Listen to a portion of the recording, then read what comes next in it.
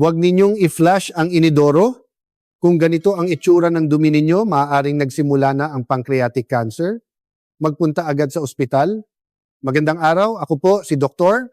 Rodrigo Lim, isang gastroenterologist na may 17 taong karanasan at nakapagkonsulta na sa 3 na lawamba pasyenteng may pancreatic cancer. 2 taon na ang nakalipas, isinugod sa emergency room si Mang Jose Reyes, 64 taong gulang mula sa Quezon City. Stage 4 pancreatic cancer. Wala na kaming magawa. Doktor, 6 na buwan na palang nagbago ang kulay ng dumi ko pero hindi ko alam. Hindi ko alam na senyales na pala ito ng cancer. Pumanaw si Mang Jose makalipas ang 3 linggo. Doktor, sana po ay wala nang maging katulad ko. Mula noon, sinabi ko na sa lahat ng aking pasyente, tingnan ninyo ng 3 segundo bago i-flush ang inidoro. Kapag nakita ninyo ang senyales na to, magpunta agad kayo sa akin. Isang madaling araw, tumawag sa akin si Aling Susan Cruz, 68 taong gulang mula sa Pasig City. Doktor, lumabas na po yung senyales. Agad kaming nagsagawa ng pagsusuri. Stage 1, pancreatic cancer. Matagumpay ang operasyon. Ngayon, naghahanda na siya para sa unang kaarawan ng kanyang apo. Mga kababayan, sa loob ng 5 taon, 8% ng mga pasyenteng nakita ko ang hindi nakapansin sa senyales na ito sa inidoro. Ibig sabihin, 82% sa kanila ay maaring nabuhay kung tiningnan lang nila ang kanilang dumi. Kung tatapusin ninyo ang panonood ng video na to, hindi kayo magkakaroon ng pancreatic cancer. Makakatipid kayo ng ₱250,000 sa gastusin sa ospital. Mag-subscribe at i-like ang video para pinakamabilis ninyong matanggap ang mga babala tungkol sa cancer. Mag-comment po kayo. Kung tinitingnan ninyo ang inyong dumi bago mag-flash, i-type ang numero 1. Kung hindi naman i-type ang numero 2. Sige, simulan na natin. Kung lumabas ang kahit isa sa 5 kulay ng dumi na ito, magpunta agad kayo sa ospital sa araw na yon. 5, mapulang dumi na may kasamang dugo. Kapag pumunta kayo sa banyo at may nakitang matingkad na pulang dugo sa tissue paper, ano ang naiisip ninyo? Naku, may problema kaya sa akin? Kailangan ko na bang magpatingin sa doktor? Ganito ba ang naiisip ninyo? Bigla kayong kinakabahan at hindi makatulog sa gabi, hindi ba? Ako mismo ay nakakatanggap ng hindi bababa sa 3 pasyenteng ganito araw-araw. Sa 1 buwan, 9 na po na iyon. Sa 1 taon, halos 1,000. Noong nakaraang tagsibol, isang 71 taong gulang na ginang mula sa Cebu City, si Aling Lourdes Santos, ang nagmamadaling pumasok sa aking klinika, putlang-putla ang kanyang mukha. Maigpit niyang hinawakan ang aking kamay. Doktor, may dugo po sa inidoro. Pulang-pula na parang tomato juice. Nanginginig din ang kanyang boses. 3 gabi na raw siyang hindi makatulog. Kahit pagkain ay hindi niya malunok. Hinawakan ko ang kamay ni Aling Lourdes at sinabi, kumalam po muna kayo. Unti-unti nating alamin kung ano ito. Pero ano sa tingin ninyo ang resulta ng pagsusuri, Almoranas? Hindi ito cancer. Bigla na lang napaiyak si Aling Lourdes. Doktor, inisip ko na po ang burol ko. Pinractice ko pa kung anong sasabihin ko sa mga anak ko. Naisip ko na ring ayusin ang bank account ko. Nung oras na iyon, nakaramdam ako ng lungkot. Alam ko kung gaano katakot ang nararamdaman ng ating mga nakatatanda. Kaya naman ngayon, gusto kong linawin ito sa inyo. Sana ay mabawasan ang inyong takot. Mga kababayan, magugulat kayo sa estadistika. Sa bawat 10 taong pumupunta sa ospital dahil sa mapulang dumi, 9 sa kanila ay may Almoranas. 1 lang ang may cancer. Isipin ninyo na may 10 senior citizen na nagtipon-tipon, 9 sa kanila ay maaring makahinga ng maluwag. Ibig sabihin, 90% ay ligtas. Bakit ganoon? Ang matingkad na pulang dugo ay nanggagaling malapit mismo sa butas ng puwit. Pumutok lang ang mga ugat sa paligid nito. Nangyayari ito kapag masyado kayong umiere dahil sa constipation, matagal na nakaupo sa inidoro o dahil sa matigas na dumi. Wala itong kinalaman sa malalim na bahagi ng pancreas o bituka. Para bang nasugatan ka lang sa may pintuan ng bahay, hindi sa loob mismo ng bahay. Pero may isang napakahalagang bagay dito. Anong klase ng pula? Ito ang magdidikta sa buhay at kamatayan. Ito ang natutunan ko sa 15 taong pagtingin sa mga pasyente. Matingkad ba itong pula na parang tomato juice? Bahagya lang bang dumikit sa tissue? Malinis ba ang tubig sa inidoro pero yung tissue lang ang may pula? Kung ganoon, Almoranas iyan. Sa 90% na probabilidad, maaari kayong makampante. Ito ay ebidensya na ang dugo ay galing mismo malapit sa butas ng puwit. Sa kabilang banda, naging pula ba ang buong tubig sa inidoro? Nahalo ba ang dugo sa dumi? May lumabas bang namuong maitim na dugo? Iba na iyon. Maaring hindi ito sa butas ng puwit, kundi problema sa loob. Sa ganitong kaso, pumunta agad sa ospital. Huwag ipagpaliban. Ngayon, ano ang dapat gawin kung almoranas? Ang sagot ay sitz bath. Simple lang. Ibabad ang puwit sa maligamgam na tubig. Ang tamang temperatura ay yung pakiramdam na mainit-init kapag inilubog ang kamay. Mga 38 hanggang 40 degrees Celsius. Huwag masyadong mainit, baka mapasok kayo. Gawin ito 3 beses sa isang araw pagkatapos kumain ng almusal, tanghalian at hapunan. Sapat na ang 5 minuto bawat beses. Kung lalagpas ng 10 minuto, manunuyo lang ang balat. Huwag na huwag maglalagay ng sabon o detergent. Malinis na tubig lang ang gamitin. Ganon din ang nangyari kay Mang Manuel Garcia, 69 taong gulang, mula sa Tagaytay. Natakot siya nang makakita ng pulang dugo pero almoranas lang pala. Itinuro ko sa kanya ang paraan ng sitz bath. Makalipas ang 1 linggo, tumawag siya. Doktor, gumanda na po ang pakiramdam ko. Wala nang dugo. Pagkatapos ng eksaktong 2 linggo, bumalik siya na masaya ang muka. Doktor, magaling na po ako. Hindi na ako takot pumunta sa banyo. Bumalik na rin ang gana ko sa pagkain. Nakapasyal na rin kami ng apo ko sa parke. Sobrang saya ko noon. Isang simpleng paraan lang pero ganito kalaki ang pagbabago sa isang tao. Kaya naman, kung makakita kayo ng mapulang dumi, subukan muna ang sitz bath. Gawin ito ng tuloy-tuloy sa loob ng 2 linggo. Mga kababayan, ang 5 ay kadalasang hindi dapat ikabahala. 9 sa 10 tao ay ligtas. Sitz bath lang sa loob ng 2 linggo ang kailangan. Hindi na kailangan gumastos sa ospital. Magagawa to sa bahay. Isang malaking palanggana lang ang kailangan. Pero hindi dito nagtatapos. Mula sa ika-4, ibang-iba na. Ang ika-4 na senyales ay hindi dapat basta-basta baliwalain. Mula ngayon, mag-focus po kayo. Ika-4. Dumi na parang tae ng kuneho. Nakaupo ka sa inidoro at pumatak-patak ang bilog na dumi. Parang tae ng kuneho. Parang maliliit na bulitas. Maliit at matigas. Ano ang naiisip ninyo kapag ganito? Constipated ako. Kailangan kong uminom ng tubig. Ganyan ba ang iniisip ninyo? Pero sa loob ng 15 taong pagtingin sa mga pasyente, natuklasan ko, ang dumi na parang tae ng kuneho ay maaring hindi lang simpleng constipation. Noong nakaraang tag-araw, dumating si Mang Roberto de la Cruz, 73, taong gulang mula sa Davao City. Doktor, 3 buwan na pong parang tae ng kuneho ang dumi ko. Umiinom naman ako ng maraming tubig pero hindi gumagaling. Kumakain din ako ng gulay pero ganoon pa rin. Umiinom daw si Mang Roberto ng 8 basong tubig araw-araw. Araw-araw din siyang kumakain ng gulay. Pero ganun pa rin ang kanyang dumi. Kakaiba. Umiinom ng tubig at kumakain ng gulay pero bakit hindi gumagaling? Inirekomenda ko ang isang masusing pagsusuri at nakakagulat ang resulta. Humina na ang function ng kanyang pancreas. Kalahati na lang ng digestive fluids ang inilalabas nito. Mga kababayan, alam niyo ba kung ano ang ginagawa ng pancreas? Kapag kumakain tayo, naglalabas ang pancreas ng digestive fluids. Ito ang tumutunaw sa pagkain para maging maliliit na piraso para ma-absorb ng ating katawan ang nutrisyon.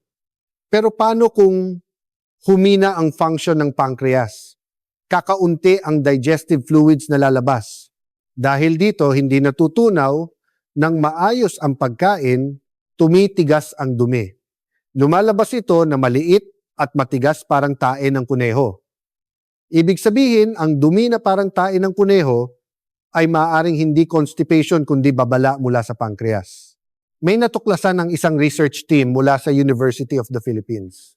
Sinuri nila ang 100 tao na nakaranas ng dumi na parang tae ng kuneho sa loob ng mahigit 3 buwan. Sa kanila, 22 ang may problema sa pancreatic function. Ano ang nangyari kay Mang Roberto? Mabuti na lang hindi pa ito pancreatic cancer. Pero humina na ang function ng kanyang pancreas. Niresetahan ko siya ng digestive enzymes at tinuruan ko rin siya ng tamang paraan ng pagkain. Makalipas ang isang buwan, bumalik si Mang Roberto na nakangiti. Doktor, parang saging na po ang hugis ng dumi ko. Ngayon lang ulit nangyari sa loob ng 30 taon. Pero may mahalagang bagay dito. Kailangan ninyong malaman kung kailan delikado ang dumi na parang tae ng kuneho. Isang araw o 2 araw lang ba? Uminom muna kayo ng tubig. 8 malalaking baso sa isang araw. Katumbas iyon ng isang malaking bote at kalahati ng mineral water. At kumain kayo ng gulay, tulad ng kamote mansanas at repolyo. Subukan ninyo ito sa loob ng 3 araw. Sa kabilang banda, lumipas na ang 3 araw pero ganun pa rin kahit uminom na kayo ng tubig at kumain ng gulay. Kung ganoon, magpunta na sa ospital. Magpasuri kayo. Kailangan ninyong ipacheck ang function ng inyong pancreas. Lalo na kung kayo ay kabilang sa mga ito, mag-ingat ng husto. Higit 50 taong gulang na ba kayo? May diabetes, madalas uminom ng alak. Ang mga taong tulad ninyo ay may mataas na posibilidad na mahina ang pancreas. Kaya kung ang dumi ninyo ay parang tae ng kuneho na tumagal ng 1 linggo o higit pa, pumunta agad sa ospital. Ganon din ang nangyari kay Aling Nena Villanueva, 70 taong gulang mula sa Mandaluyong. 2 linggo na siyang dumudumi na parang tae ng kuneho, uminom na siya ng tubig at kumain ng prutas pero hindi gumaling. Nang magpasuri sa ospital, mayroon siyang early stage pancreatitis, mabuti na lang at maagang natuklasan at nagamot. Ngayon, magaling na siya. Mga kababayan, huwag ninyong balewalain ang dumi na parang tae ng kuneho. Huwag isipin na normal lang ang constipation kapag tumatanda. Kung tumagal ito ng 3 araw o higit pa, maaring senyales na ito mula sa inyong pancreas. Hindi nagsisinungaling ang ating katawan. Araw-araw tayong binibigyan ng babala ng ating inidoro. Kaya ito ang payo ko. Simula ngayon, tuwing pupunta sa banyo, i-check ninyo. Parang tae ba ng kuneho ang dumi ninyo? I-check ito sa loob ng 3 araw. Uminom ng 8 basong tubig, kumain ng maraming gulay sa loob ng 3 araw. Kung ganoon pa rin, magpunta na sa ospital. Huwag ipagpaliban. Pero hindi dito nagtatapos. Sa ngayon, medyo ayos pa ang mga sitwasyon. Ang ika-5 ay para makampante, ang ika-4 ay para mag-ingat, pero mula sa ika-3, ibang-iba na. Mula sa ika-3, hindi na ito dahil sa pagkain. Ang pancreas na mismo ang sumisigaw. Mag-focus kayo. Ito na ang talagang mahalaga. Ika-3, maitim na dumi. Pumunta ka sa banyo at ang lumabas ay maitim na dumi na parang dinuguan o alkitran. Sobrang itim, malagkit, at masangsang ang amoy. Ano ang pakiramdam ninyo kapag ganito? Ano to? Bakit sobrang itim? Nakakakaba, hindi ba? Kung unang beses mo makakita ng ganitong dumi sa buong buhay mo, talagang matatakot ka. Nakakataranta at nakakabahala. Tama ba? Marami na akong nakitang pasyenteng ganyan. Lahat sila ay takot na takot pagdating. Noong nakaraang taglamig, dumating si Mang Ramon Mercado, 68 taong gulang mula sa Bacolod City. Doktor, 3 araw nang maitim ang dumi ko. Noong una, hindi ako makapaniwala.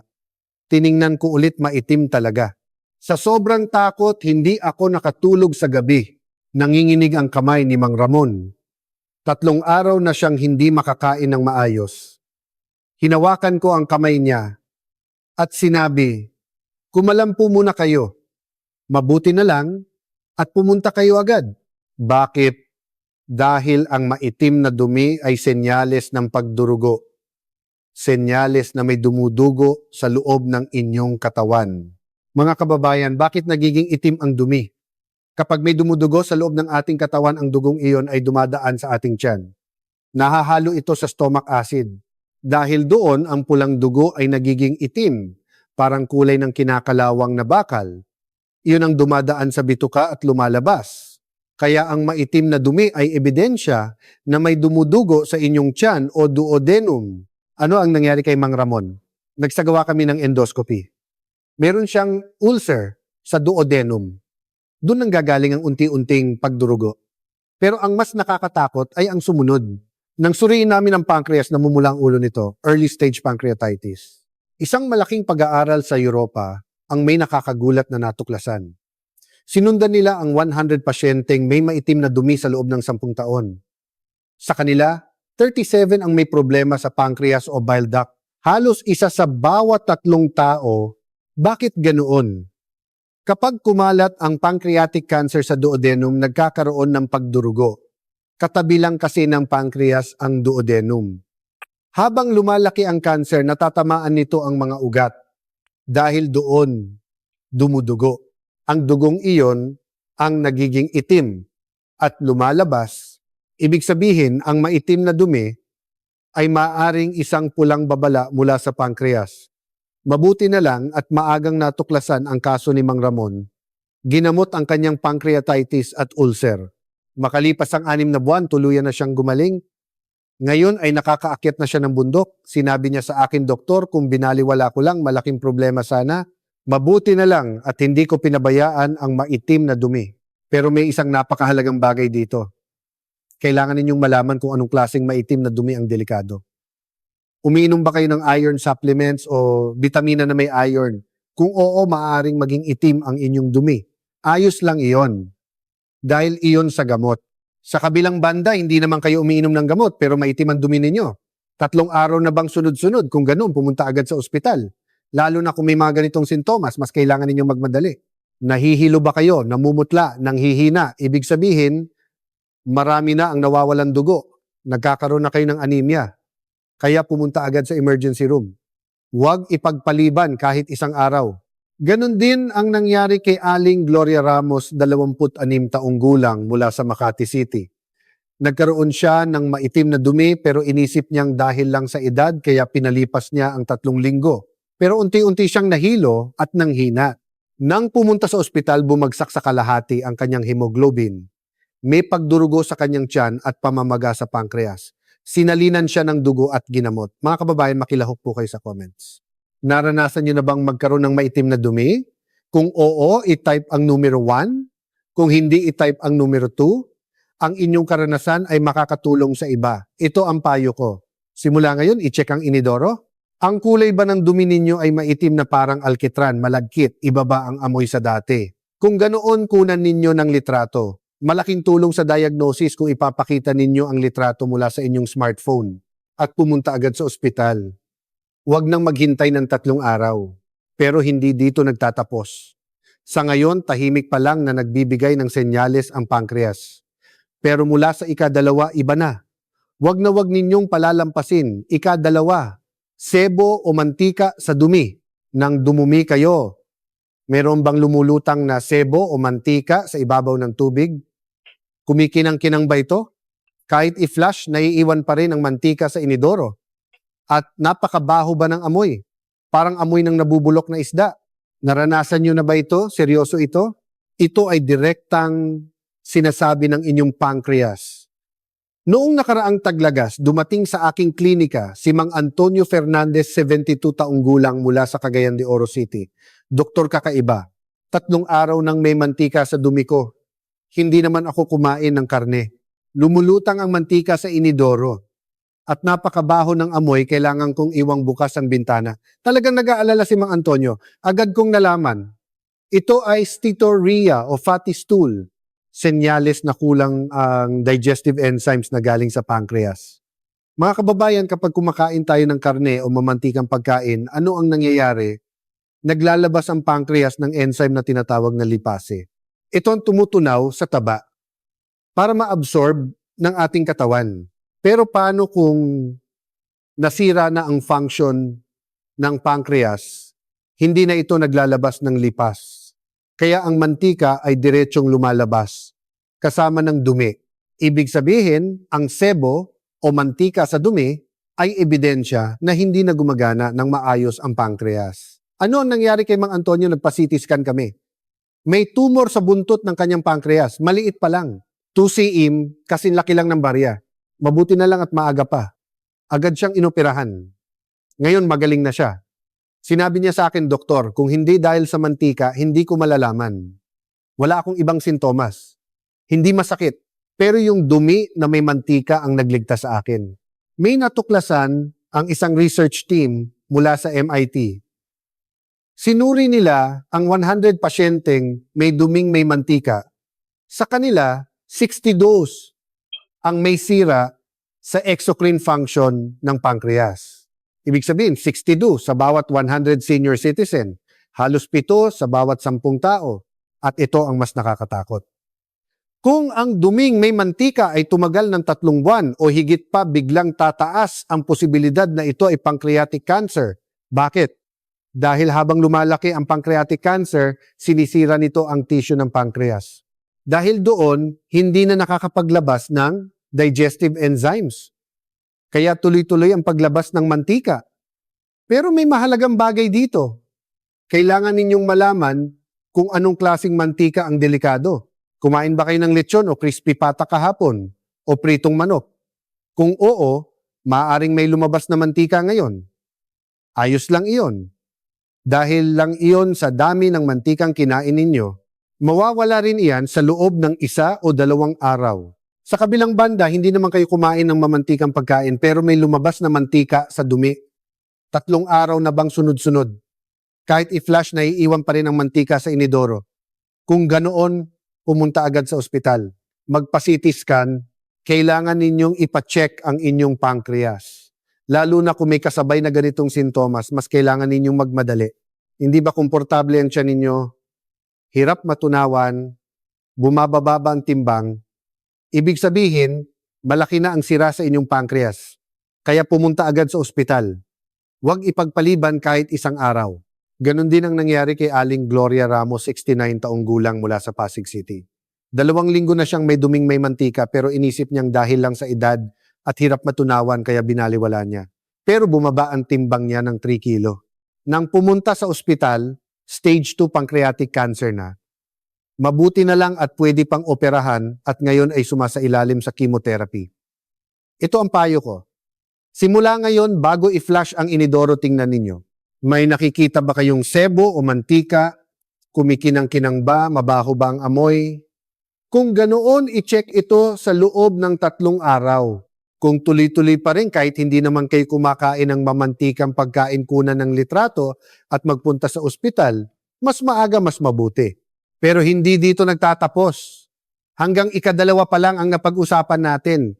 Pero may natitira pang numero 1. Kung lumabas ang numero 1, 99% ang posibilidad na umuusad na ang pancreatic cancer. Ito ang senyales na pinalampas ni Mang Jose Reyes. Ito ang dahilan kung bakit nabuhay si Aling Susan Cruz. Numero 1, kulay abo na dumi. Nang dumumi kayo, kulay tokwa ba ito? Kulay semento, kulay abo, hindi puti, hindi dilaw, kundi kulay abo, parang putik. Nakakita na ba kayo ng ganitong dumi? Kung oo ang video na ito ang magliligtas sa iyong buhay. 2 taon na ang nakalipas noong tagsibol si Mang Jose Reyes, 62 taong gulang mula sa Quezon City. Siya ang unang nabanggit ko. 6 na buwan ng kulay abo ang dumi ni Mang Jose. Pero binaliwala niya lang dahil siguro sa edad. Baka hindi lang ako natutunawan, ganun daw ang inisip niya. Makalipas ang 6 na buwan, isinugod si Mang Jose sa emergency room, stage 4 pancreatic cancer. Naninilaw na ang buong katawan niya. Jaundice. Wala nang magawa. Pumanaw si Mang Jose makalipas ang 3 linggo. Tinanong ko noon ang pamilya ni Mang Jose, kailan pa po nagsimula ang mga sintomas? Umiiyak na sumagot ang pamilya niya. 6 na buwan na po palang kulay abo ang dumi niya. Pero hindi namin alam na senyales na pala iyon ng cancer. Mga kababayan, parang pinupunit ang puso ko. Kung nalaman lang nila ang tungkol sa kulay abong dumi, maaring nailigtas pa si Mang Jose. Bakit nagiging kulay abo ang dumi? Dahil sa bile o apdo. Naglalabas ang ating atay ng apdo, kulay dilaw ito. Dumadaloy ito pababa sa bituka at humahalo sa dumi. Kaya nagiging kulay kape ang dumi.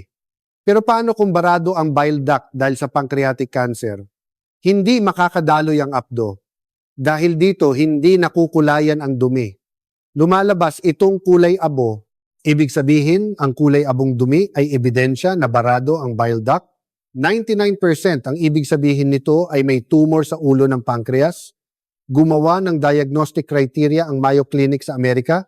Kulay abong dumi plus ihi na kulay kola. Kung sabay na lumabas ang dalawang ito, 99% na may tumor sa ulo ng pancreas. Bakit nagiging kulay kola ang ihi? Ang apdo ay hindi pumupunta sa bituka kundi sa dugo. Dumadaloy ito sa bato at lumalabas sa ihi, kaya nagiging maitim na kape ang kulay ng ihi parang kola. Sa kabilang banda, nabuhay si Aling Susan Cruz, 68 taong gulang mula sa Pasig City. Bakit? Dahil pagkakita niya ng kulay abong dumi, pumunta agad siya sa ospital. Sinabihan ko na kasi siya sa klinika, kapag kulay abo ang lumabas, pumunta agad kayo. Makalipas ang 2 linggo, tumawag si Aling Susan ng madaling araw. Doktor, kulay abo po ang dumi ko. Agad ko siyang pinapunta sa emergency. Nagpa-CT scan.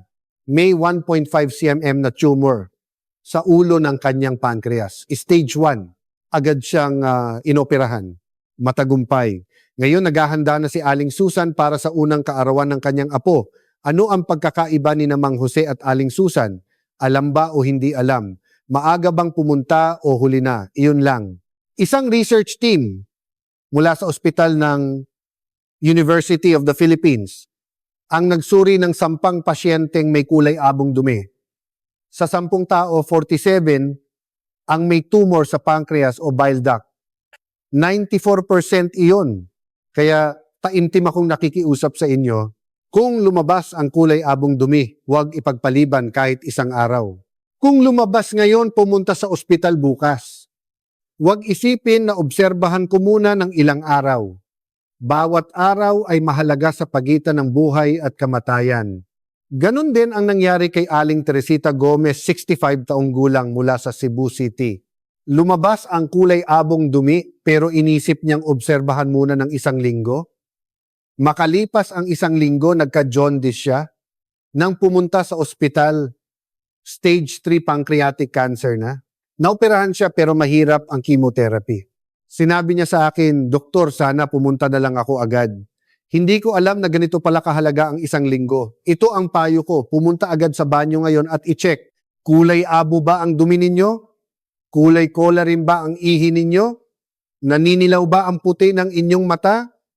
Makati ba ang balat ninyo? Kung kahit isa lang dito ang nararanasan ninyo, pumunta sa ospital ngayon din? Pumunta sa emergency room. Huwag nang ipagpabukas. Mga kababayan, hindi nagsisinungaling ang inidoro. Araw-araw nagpapadala ng senyales ang ating katawan. Huwag ninyong palampasin ang mga senyales na iyon. Huwag maging tulad ni Mang Jose. Maging tulad ni Aling Susan. At mabuhay. Ngayon mga kababayan, nasabi ko na ang lahat ng 5 kulay ng dumi, ano na ang gagawin ninyo? Simula ngayon, 1 bagay lang ang kailangan ninyong gawin. Tingnan ninyo ng 3 segundo bago i-flash ang inidoro. 3 segundo lang. Pumunta ba kayo sa banyo kaninang umaga? Tingnan ninyo ng 3 segundo. Pagkatapos mananghalian, pumunta ba kayo sa banyo? Tingnan ninyo ng 3 segundo. Pagkatapos maghapunan, pumunta ba kayo sa banyo? Tingnan ninyo ng 3 segundo. Iyon lang. Pero ang 3 segundong iyon ang magliligtas sa inyong buhay. Sa loob ng 15 taon at 3,500 pasyente, may natutunan ako. Ang pancreatic cancer ay halos walang sintomas. Hindi masakit. Hindi rin nakakabagabag, tahimik lang itong lumalaki. Kaya ito nakakatakot. Pero may isang bagay na hindi nagsisinungaling ang inidoro. Araw-araw nagpapadala ng senyales ang ating katawan. May lumabas bang mapulang dumi na may dugo? 9 sa 10 tao ay may almoranas. Mag-sitz bath. Pero kung lumagpas ng 3 araw, pumunta sa ospital. Lumabas ba ang dumi na parang tae ng kuneho? Uminom ng 8 basong tubig? Kumain ng gulay? Kung hindi pa rin gumaling pagkatapos ng 3 araw, pumunta sa ospital. Lumabas ba ang maitim na dumi? I-check kung umiinom kayo ng iron supplements. Kung hindi naman umiinom ng gamot pero maitim, pumunta agad sa ospital. Lumabas ba ang duming may mantika? Isipin kung kumain kayo ng mamantikang pagkain kahapon. Kung hindi naman pero 3 araw ng sunod-sunod, pumunta agad sa ospital. Lumabas ba ang kulay abong dumi? Huwag ipagpaliban kahit 1 araw. Pumunta agad sa emergency room ngayon din. 99% ay pancreatic cancer. Mga kababayan, ang video na ito ang pinakamalaking regalo ko sa inyo. Paraan para makatipid ng ₱250,000 sa gastusin sa ospital. Hindi higit pa doon. Paraan para protektahan ang inyong buhay. Paraan para makadalo sa kasal ng inyong apo. Paraan para makadalo sa golden anniversary ng inyong anak. Naalala niyo ba si Mang Jose 6 na buwan? Nang kulay abo ang dumi pero binaliwala niya? Ang resulta ay stage 4. Pumanaw siya makalipas ang 3 linggo. Sa kabilang banda, si Aling Susan ay tumawag agad pagkakita ng kulay abong dumi. Ang resulta ay stage 1. Matagumpay ang operasyon. Ngayon, naghahanda na siya para sa unang kaarawan ng kanyang apo. Ang pagkakaiba nilang dalawa ay iisa lang. Alam ba o hindi alam? Napanood ba ang video na to o hindi? Kayo ngayon ay nanonood ng video na to. Kaya alam nyo na. Ang kailangan na lang ay gawin ito. Tingnan lang ng true segundo bago i-flash ang inidoro. At isa pa pong pakiusap, i-share ninyo ang video na ito sa inyong pamilya. Ipadala sa inyong mga kapatid. Ipadala rin sa inyong mga kaibigan. Ipakita rin sa mga senior citizen sa inyong komunidad. Ang isang video na ito ay maaaring magligtas ng buhay ng isang tao. Pindutin nyo na rin ang subscribe button. I-like nyo na rin. Sabay-sabay tayong mamuhay ng malusog. Makilahok din po kayo sa comments. Simula ngayon, i-check ko na ang inidoro, i-type ang numero 1. Sasabihin ko rin sa aking pamilya, i-type ang numero 2. Ang inyong pangako ay magbibigay ng lakas sa iba. Sa loob ng 15 taon, maraming beses na akong umiyak habang tumitingin sa mga pasyente.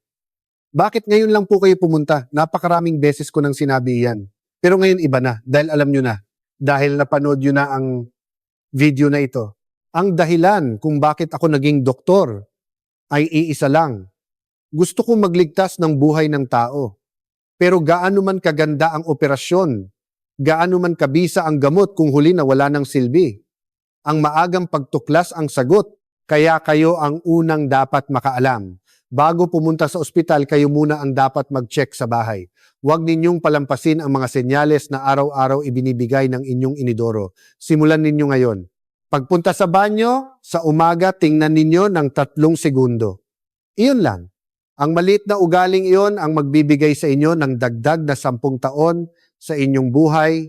Magbibigay ito ng oras na makasama ang inyong mga apo. Sabay-sabay tayong tumanda ng malusog. Sabay-sabay tayong umabot ng 100 taong gulang. Bago i-flash ang inidoro 3 segundo. Tandaan ninyo iyan simula ngayon. Maraming salamat sa inyong pakikinig. Palagi akong nasa panig ninyo. Taus-puso kong hinahangad na mamuhay kayo ng malusog. Magkita-kita tayo sa susunod na may mas magandang impormasyon. Manatiling malusog